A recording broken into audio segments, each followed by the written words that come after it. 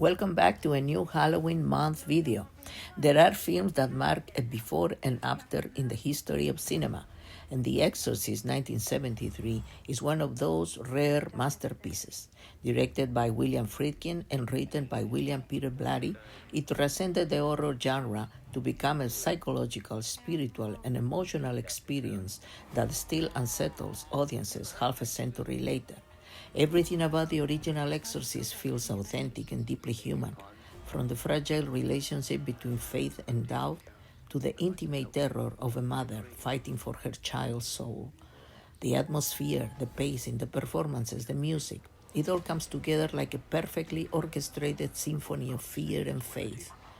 Linda Blair's portrayal of Regan remains one of the most haunting performances in film history, not because of the makeup or the effects, though they were groundbreaking for their time, but because of the emotional truth behind the horror. Ellen Burstyn's desperation, Jason Miller's conflicted priest, and Max von Sydow's solemn strength as Father Merrin create a tapestry of characters that feel utterly real. The terror in The Exorcist is not in the demons alone, but in the fragility of human belief, in the question of whether faith can survive when confronted with true evil.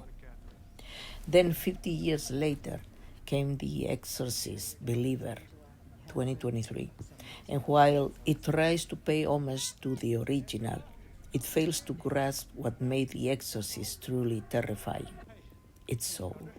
Instead of exploring the human struggle between good and evil, it becomes just another formulaic horror movie, full of noise and empty spectacle.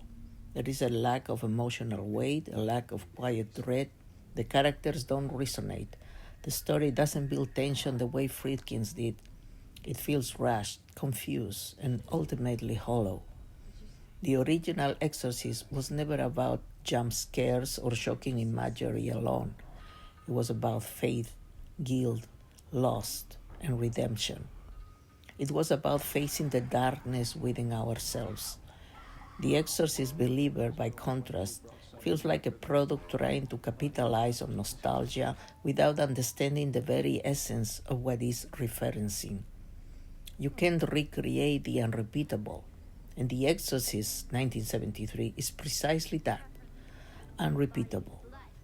There is a reason the original still feels so powerful after all these years. It doesn't just scare us, it confronts us. It leaves us thinking, disturbed, reflective. It's the kind of film that changes you a little every time you watch it.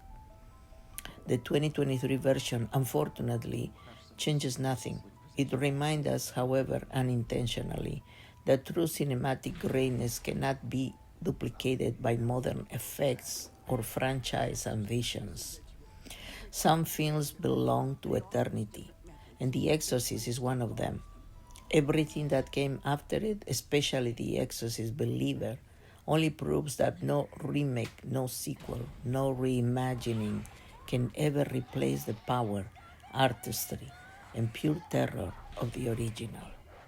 I'd like to mention that the prequels are worth a watch, and right now The Exorcist The Beginning is available on Hulu, while the prequel Dominion, that is also a very, very good movie, is playing on Tubi. Thank you very much for watching. Please stay tuned for my next video. Take care of yourselves, and goodbye.